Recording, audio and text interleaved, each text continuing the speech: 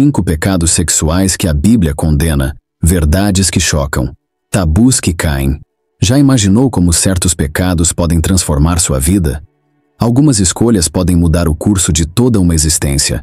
Pense em como um simples erro pode desafiar suas crenças e destruir seu futuro. Vou compartilhar como um dos 5 pecados sexuais condenados pela Bíblia me afetou por anos. Será que você também está lidando com algo assim? Muitas vezes, somos ensinados a pensar que todo pecado é igual aos olhos de Deus, que qualquer erro tem o mesmo peso. A Bíblia diz: agora vejo por espelho, em enigma, mas um dia verei face a face. Então conhecerei como sou conhecido. Certo, ainda estamos vendo um enigma. Mas e se eu te dissesse que existem pecados que são profundamente destrutivos, com um impacto não apenas físico, mas também espiritual? A Bíblia de fato fala sobre esses pecados. Primeiro pecado: pornografia. Vamos falar de um pecado que muitos evitam mencionar: a pornografia. Pode até parecer inofensivo. Afinal, são apenas imagens, certo? Mas a verdade é bem mais sombria. O que começa como uma simples curiosidade pode se transformar em um vício devastador, que prende e destrói vidas em segredo. A pornografia é como uma armadilha silenciosa. Ela promete prazer, mas entrega vazio e vergonha. Muitos pensam que é algo normal, algo controlável, até perceberem que estão dependentes, incapazes de parar. O problema com a pornografia está crescendo. Se você me perguntasse 10 anos atrás se pornografia era perigosa, talvez não houvesse tanta preocupação. Hoje, a pornografia é considerada por muitos pior do que a cocaína. É mais fácil tratar um viciado em cocaína do que um viciado em pornografia. A Bíblia nos ensina que a sexualidade é algo sagrado, uma expressão de união e amor. A pornografia deturpa isso. Ela transforma pessoas em objetos e rouba a verdadeira intimidade, substituindo a conexão por uma ilusão vazia. E pior, deixa marcas profundas na alma. Paulo, em suas cartas, já advertia sobre a busca desenfreada pelo prazer. Ele sabia que quando o desejo assume o controle, nos tornamos escravos dele. A pornografia nos ilude, fazendo-nos acreditar que precisamos dela, mas, na verdade, ela nos afasta de nós mesmos e de Deus. Segundo pecado: adultério. Se a pornografia parece uma luta intensa, espere até conhecermos o próximo pecado. Ele é responsável por destruir promessas e famílias inteiras. Você sabe de qual pecado estamos falando? O adultério. O adultério é um pecado que destrói mais do que relacionamentos. Ele destrói a confiança, o coração e, muitas vezes, até mesmo a alma. Quando alguém decide trair a pessoa que ama, não está apenas quebrando um voto, mas violando algo sagrado diante de Deus.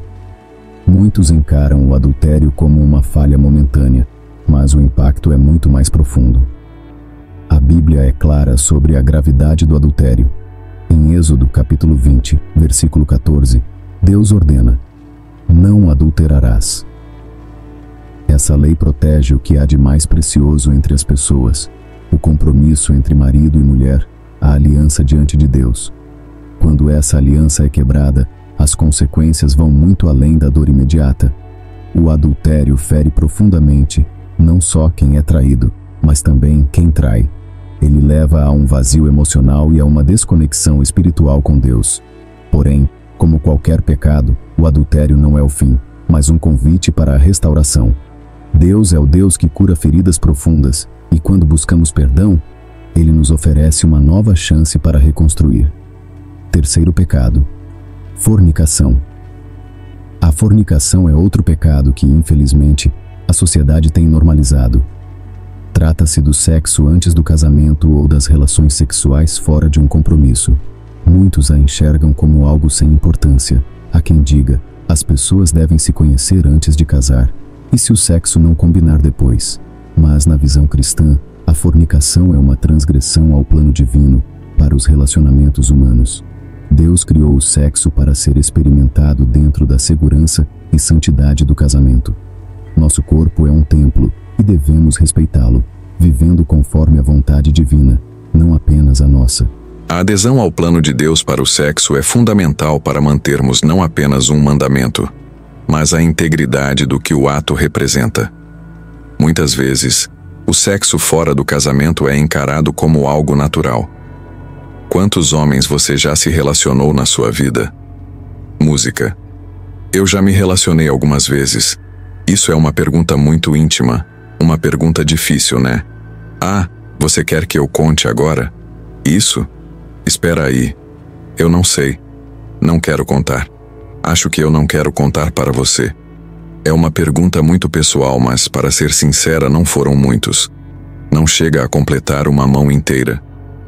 Embora o sexo fora do casamento seja algo comum em nossa sociedade, Paulo, em 1 Coríntios capítulo 6, versículo 18, nos adverte a fugir da imoralidade sexual, pois a fornicação não é um simples pecado contra os outros, mas contra o próprio corpo. O corpo, criado para ser o templo do Espírito Santo, é violado com tais atos. Aí você pergunta para o cara: fiz algo de errado? E ele responde: não, foi até bom. Você viu que foi bom, né? Ele tenta enganar a menina dizendo: fica tranquila. Se morrer em seguida, vai para o inferno. A fornicação, como qualquer outro pecado sexual, cria uma ilusão. Faz-nos acreditar que podemos nos satisfazer sem o compromisso que Deus estabeleceu. No entanto, a realidade é muito diferente. Aqueles que buscam prazer imediato acabam se afastando do verdadeiro propósito de sua criação. Em muitas culturas, as relações sexuais são desvalorizadas, tornando-se apenas uma busca por prazer sem compromisso. Mas Deus nos chama para algo maior. Ele nos convida a viver em pureza, onde o sexo não é uma busca egoísta, mas um reflexo de amor e compromisso verdadeiro. Agora, se a fornicação é prejudicial ao corpo e à alma, imagine um pecado que pode destruir toda uma sociedade e até a própria natureza humana. Deixe nos comentários o que você acha. Aplausos. Eu lembro de um dia em que atendi 16 clientes. Meu nome é Ana Júlia, tenho 26 anos e sou garota de programa desde os meus 17. Qual sua profissão? Sou cantora, influencer e criadora de conteúdo. Qual delas é sua principal fonte de renda? Criação de conteúdo. Quanto você ganha por mês com isso? Em média, R$250 mil. Você faz por amor ou por dinheiro? Por amor e por dinheiro também, né? Claro. Deve ser um trabalho duro. Sim, muito duro. A gente tem que se esforçar bastante. Por que homens gostam de prostitutas? Porque elas falam o que eles querem ouvir. A prostituição é um pecado que, na visão bíblica, vai além do corpo físico. Ela carrega em si uma destruição emocional, espiritual e social. Quando alguém se entrega à prostituição, permite que o valor de sua alma seja desconsiderado, reduzido a um objeto de desejo. Provérbios capítulo 6, versículo 32 diz: o homem que comete adultério não tem juízo. Quem assim faz, está se destruindo a si mesmo. Essa destruição não é apenas emocional, mas também espiritual. A prostituição está ligada à redução de uma pessoa a um objeto de satisfação egoísta, violando o plano divino para o corpo humano. Nos Estados Unidos, os seguidores pedem privacidade e sigilo total. Tempo é dinheiro. Eu já tenho 242 curtidas e 94 comentários. O pecado da prostituição muitas vezes está enraizado em traumas do passado, na falta de amor próprio e no desespero por aceitação. Mas isso não significa que não haja uma saída. Deus oferece perdão. Jesus demonstrou compaixão pelas prostitutas, como no caso de Maria Madalena, mostrando que ninguém está além da graça divina. A prostituição, embora grave, não é um fim. Deus oferece um novo começo para todos que se arrependem. Assim, a partir dos meus 11 anos, já tive envolvimento com esse mundo. Muito cedo, conheci o que era a prostituição. Embora a prostituição envolva a exploração de um corpo, há pecados que afetam não apenas o corpo, mas também a alma e a moralidade de uma sociedade inteira. O próximo pecado é talvez o mais destrutivo, pois leva à destruição de tudo ao redor. Você consegue imaginar o que é? Fique ligado. O que você faria se soubesse que um dos seus amigos está se afastando de Deus por causa desse pecado? Agora que vimos como esses pecados afetam profundamente nossas vidas e nossa relação com Deus, é importante lembrar que na Bíblia, Deus nos adverte sobre os perigos do pecado no fim dos tempos. Em Apocalipse capítulo 9, encontramos uma descrição poderosa sobre os julgamentos e como esses pecados podem ter consequências catastróficas para a humanidade. Quer entender melhor como essas mensagens se conectam com os sinais dos tempos? Assista ao nosso vídeo sobre Apocalipse 9. Nele, vamos explorar o que a Bíblia diz sobre o futuro e como podemos nos preparar espiritualmente para o que está por vir.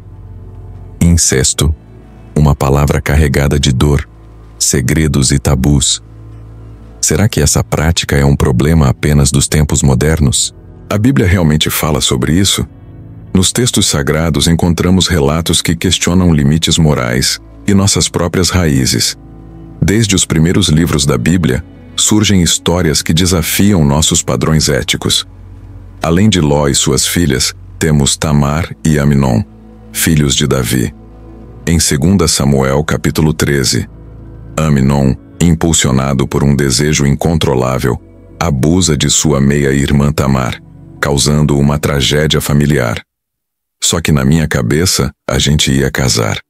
Assim, a gente ia namorar pouco tempo, porque era assim, né, que aconteciam as coisas dentro da minha cultura.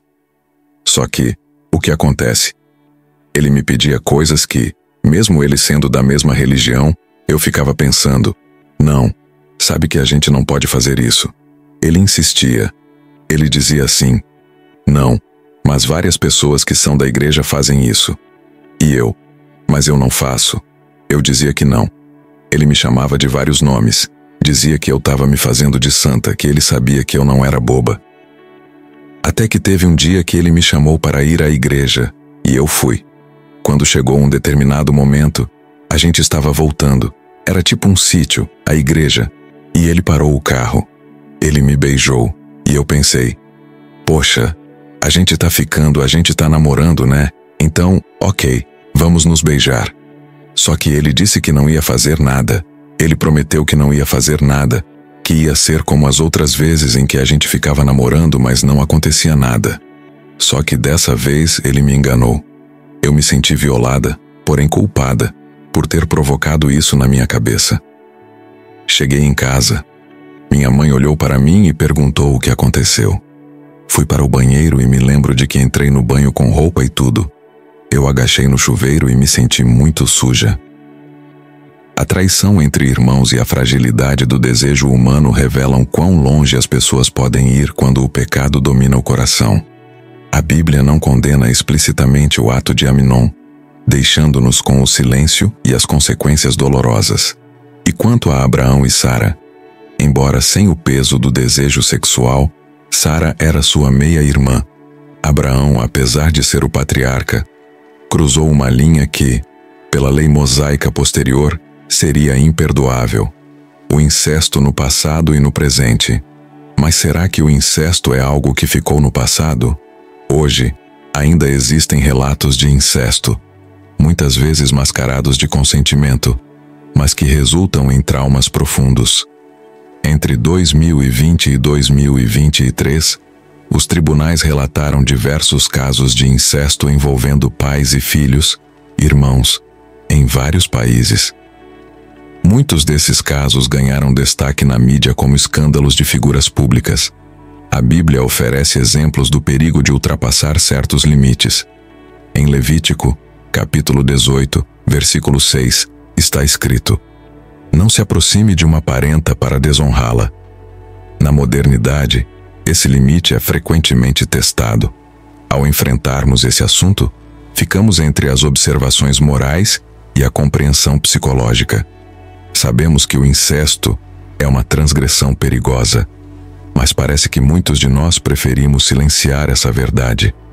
O que a Bíblia queria nos ensinar com relatos tão crus? Que o incesto não é apenas um pecado contra a família, mas uma falha contra a própria dignidade. Nosso mundo mudou, mas as lutas humanas permanecem assustadoramente familiares. Quando olhamos para os casos de incesto no passado e no presente, talvez a pergunta não seja: por que isso acontece? Mas sim, o que fazemos para evitar que aconteça novamente? Se você chegou até aqui e o momento é certo, então dizemos amém. Pode ser que você não veja este vídeo novamente. Então, Deus te abençoe.